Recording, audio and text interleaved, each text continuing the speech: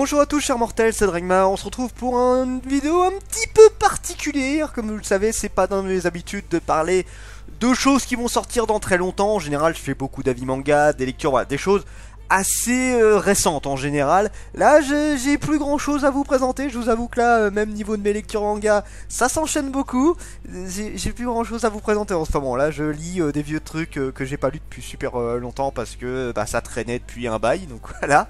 Donc bon, attendez-vous qu'il y ait quelques vidéos un petit peu particulières les prochaines semaines à venir. Mais bon, j'essaierai de continuer comme quelques avis manga en parlant de vieux titres que j'ai jamais pu présenter, par exemple. Alors aujourd'hui, c'est pas un truc que je pensais faire un jour, mais là j'en profite parce que c'est quand même un titre qui m'intéresse et qui va me permettre de lancer un petit débat. Débat que j'aimerais bien peut-être faire avec certains youtubeurs, on verra. Alors du coup, nous allons parler rapidement du manga Tombé du ciel, Sora no Otishimono, qui sortira chez Mehan. Et putain, je ne m'attendais... Alors, déjà de une, je ne m'attendais absolument pas que ce manga sorte en France un jour, on va le dire clairement. En France, on a quelques difficultés à comprendre quel titre pourrait bien marcher, hein. On a un peu de mal, hein. On est très restreint sur certains types. Des fois, on te sort des trucs, tu fais ouais, c'est sympa, mais c'est clairement pas le genre de manga que t'aurais vu en France. Ou alors, c'est des trucs très conventionnels. Ça, c'est disons qu'on reste dans des trucs très classiques. Les maisons d'édition ne prennent pas beaucoup de risques, je trouve, des fois. Ça leur arrive, mais des fois, ils en prennent pas du tout, hein. Et là, pour le coup...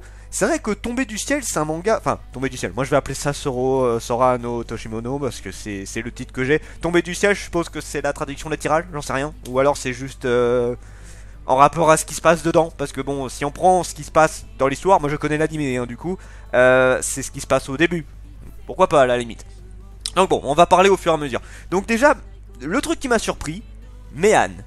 Alors, Mehan, qui est une nouvelle maison d'édition qui date il y a pas très longtemps, qui date de tout quoi, 2 ans 2-3 ans si je dis pas de bêtises. C'est pas une maison d'édition que je connais beaucoup. Déjà, je connais pas des masses de maisons d'édition. Je regarde les mangas, je regarde pas les maisons d'édition en général. Et là, c'est vrai que, en plus que ce soit eux, j'ai pas de souci avec ça, hein, tant mieux que. De toute façon, à partir du moment que ça arrive en France, je suis content.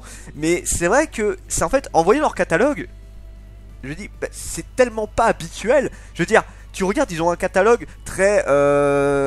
Bon, c'est du seinen aussi, Sora no Toshimono, mais là, c'est surtout des mangas très médiéval ou très sérieux, je vais dire ça comme ça, genre les scènes Ninja Defu, qui est, voilà, du ninja, Kingdom, qui est du Moyen-Âge, Balthazar, qui est pareil, qui est aussi en grande partie du Moyen-Âge, en quelque sorte. Ils ont un catalogue, alors il y en a un seul qui est aussi de la mafia, mais bon, ils ont beaucoup de mangas qui sont assez sombres, et qui sont bah, souvent dans ce style-là, dans les mêmes styles. Là, Egregor, qui même si c'est de la magie, bah pareil, ça reste un manga qui est quand même assez sombre. Et tu dis, putain, ouais, c'est clairement pas chez eux que j'aurais vu ce style de manga. Après, c'est bien de se démarquer, hein. Je vais parler de plusieurs trucs pour montrer mon avis. Là, par exemple, c'est vrai que j'avais oublié, mais ils vont sortir Konosuba en light novel, donc bon... le light novel se développe très bien en France, hein. C'est vrai que là, alors moi je suis pas du tout light novel, c'est pas une catégorie qui m'intéresse, mais je sais que le light novel est très intéressé en France et qu'il se développe de plus en plus. D'ailleurs là on a une nouvelle maison d'édition qui vient d'ouvrir, qui va être spécialisée sur le light novel, et c'est très bien, c'est très bien. Développer le manga, développer le light novel, c'est très cool. Montrer qu'on est encore plus fort là-dessus. Le manga se développe très bien en France et ça je suis très content. Le light novel, c'est normal que ça suive, ça fait partie des choses qui à la base de toute façon ont créé une bonne partie des mangas qu'on adore, hein. The Rising of Shield Hero pour montrer un de mes mangas préférés, mais on pourrait en nommer plein d'autres, hein. Il y a plein d'autres mangas qui sont tirés de light novel à la base. Donc bon, ça là-dessus, on n'a pas trop à s'en faire, je pense que ça va plutôt bien se développer. Là encore une fois, ce qui m'a surpris, c'est voilà, je ne m'attendais clairement pas à voir ça chez Mehan, mais il y en a quand même d'autres maisons d'édition qui font des choses que je ne pensais pas. Genre, je prends l'exemple de Nobinobi. Nobinobi, dans ma tête, ça a toujours été des mangas pour enfants, tu sais, les Disney, les contes, voilà, genre le petit chaperon rouge, Emma, les trucs du genre, voilà, Cendrillon, tout ça, enfin tous les classiques et tous les petits trucs pour enfants. Moi, je sais, c'est Nobinobi dans ma tête, ça a toujours été ça, et c'était pas une maison d'édition qui m'intéressait spécialement parce que bah je lis quelquefois des mangas pour enfants. Ou alors qui visent un public un peu plus jeune, ça ne me gêne pas d'en lire. Mais là, ils m'ont quand même surpris avec par exemple Astra. Pour ceux qui connaissent pas Astra, c'est un manga qui est en 5 tomes, qui est juste génial. Il y a même un animé dessus si vous connaissez. Alors l'animé, je peux pas le dire ce que j'en pense, je ne l'ai pas vu. Mais le manga, en 5 tomes, est vraiment génial. Ils nous ont aussi sorti Shine. Putain, Shine, le pareil, c'est un manga qui est assez particulier et que je voyais pas chez Nobinobi. Et c'est aussi un manga un petit peu couillu parce que bah c'est de la mode. Et alors, je dis pas que les Français aiment pas la mode, hein, on est quand même un pays qui aime bien la mode. Mais dans les lecteurs de manga, c'est clairement pas le domaine que j'aurais vu. Mais bon, on a de tout hein, dans le manga, et c'est tant mieux. Et c'est vrai que moi personnellement, je kiffe Shine. Je suis extrêmement fan de Shine. Et c'est les deux titres qui m'ont fait un petit peu me réconcilier avec Nobinobi. Alors aussi, il y a quand Takagi me taquine. Mais bon, à la limite, ça rentre un peu plus dans leur catalogue, je trouve. Mais ça reste une série que je n'aurais jamais vue en France. Je suis méga surpris de l'avoir vue en France, mais je suis méga content. Je suis super content d'avoir vu ça. Donc bon, c'est bien, continuez de faire ça. Donc maintenant, revenons au sujet principal, Tombé du ciel ou Sorano Tishimono, qui est une série en 20 tomes qui est quand même sortie en 2007 au Japon et qui s'est finie en 2014, soit il y a quand même 6 ans. On met beaucoup de temps à recevoir certains mangas en France, hein, mais bon, comparé à ce qu'on a chez nous et ce qu'ils ont au Japon, on doit peut-être avoir 20% de leur catalogue, hein. On est très très pauvre là-dessus. Mais on va se développer, faut pas se plaindre. Le manga a eu une évolution ces 30 dernières années qui est juste fulgurante, qui est juste hallucinant, c'est génial. En tant que fan de manga, j'en suis très fier, j'en suis très content. Je sais qu'il faut le temps que ça arrive, ça viendra au fur et à mesure, c'est très cool là-dessus. Pas de problème. Du coup, là, le manga sortira le 23 juin chez nous, au pays du Cocorico. Et c'est bien. Alors, en admettant, hein, je mets des gros guillemets, en admettant qu'il n'y ait pas de problème. Parce que vu les événements actuels, toutes les sorties, je me méfie quand je vois des dates. Je suis pas sûr du tout qu'on aura cette date-là. Et il faut pas oublier une chose, même si Meand fait des titres qui sont quand même reconnus, ils sont quand même aussi connus pour repousser pas mal de dates. C'est un peu le cas pour beaucoup de maisons d'édition, mais Meand particulièrement, en termes de livraison, ont quelques soucis en général. C'est une nouvelle maison d'édition, à la limite, je leur pardonne là-dessus. Mais voilà.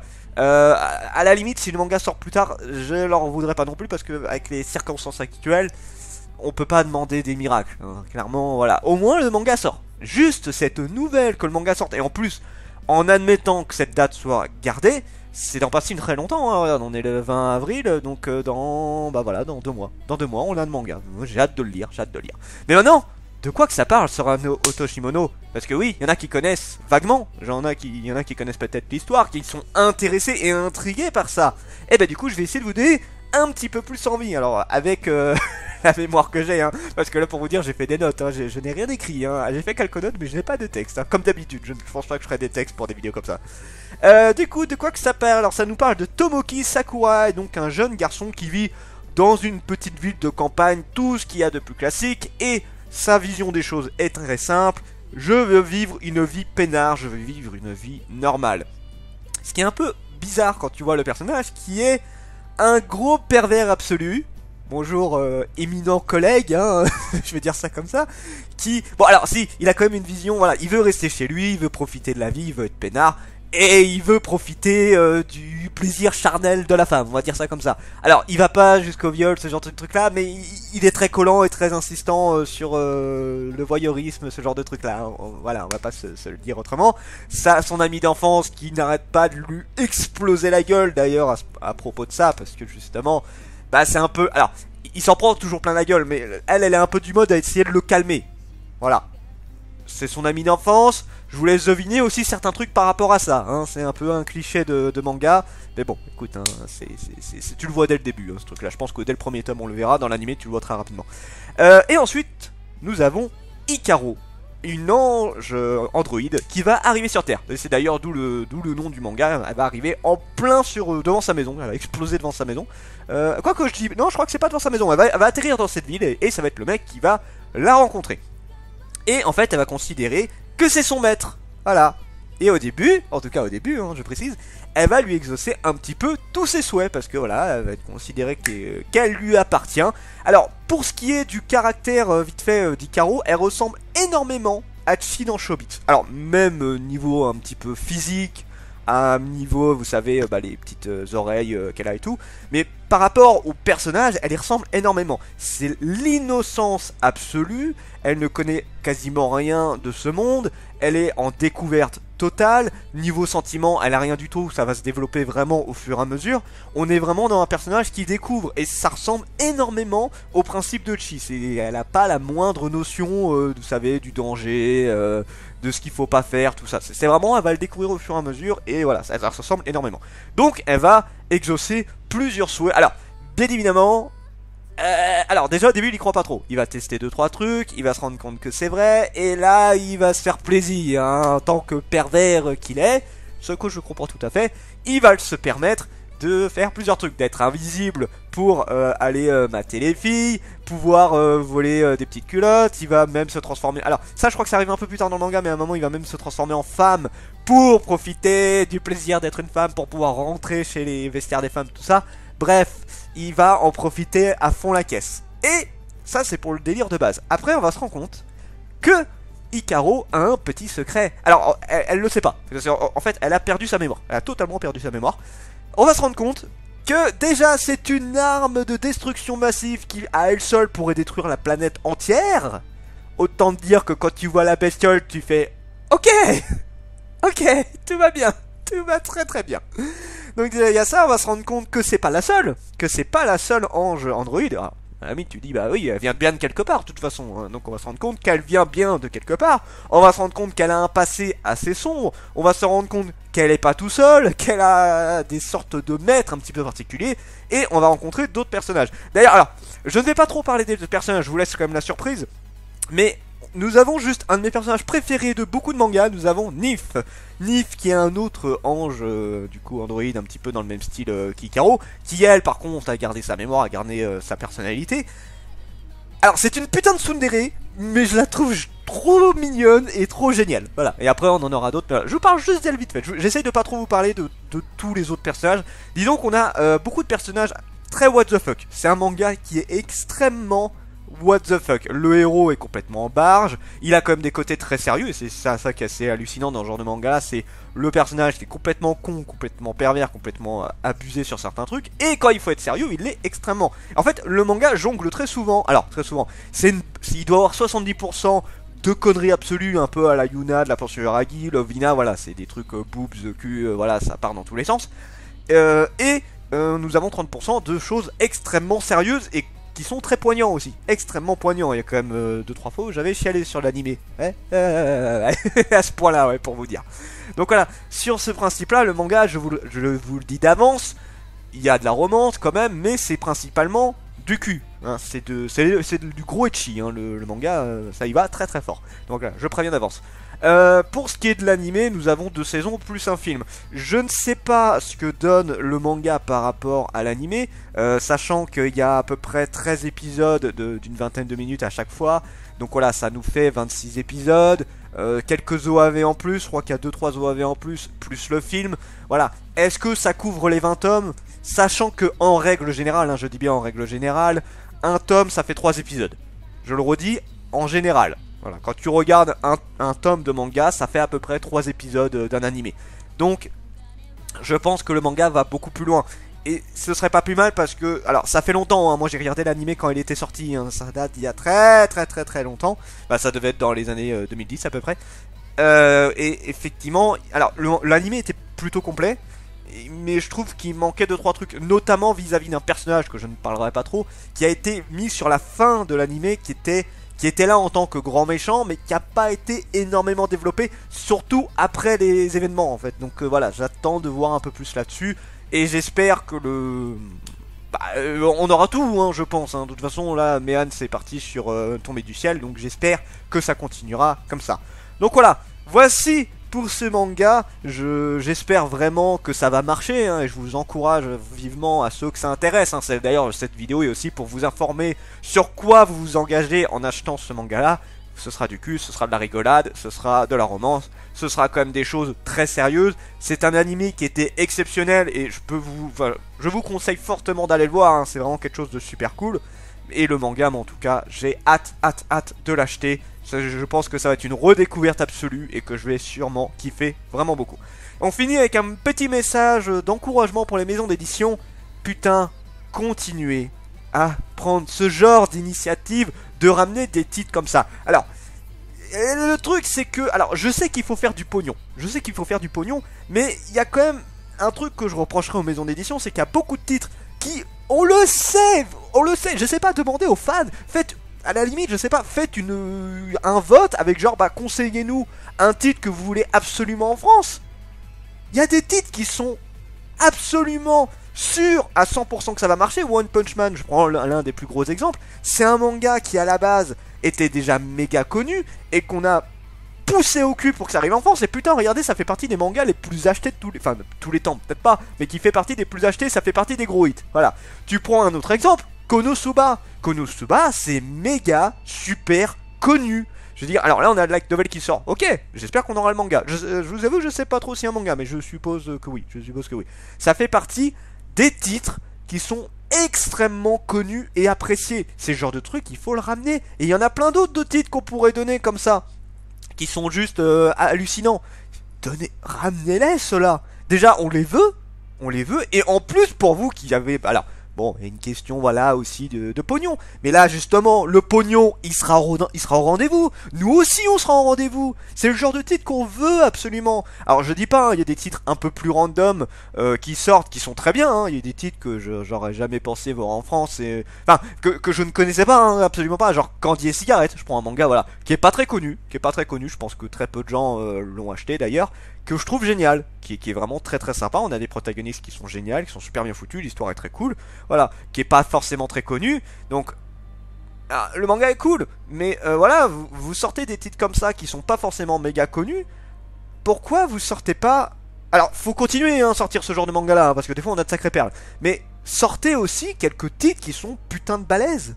Je veux dire, merde, c'est des mangas qui forcément vont marcher en France. Continuez à faire ça, continuez, et aussi arrêtez d'être un petit peu bouché sur certaines catégories. Je vais prendre deux catégories. Le Yuri, putain. Alors déjà le yaoi, ça marche extrêmement bien en France. Bon, ça se développe beaucoup en France maintenant le yaoi, je vais pas trop redire dessus. Ça a mis du temps, mais le yaoi, ça fait partie des catégories qui se vendent très bien en France.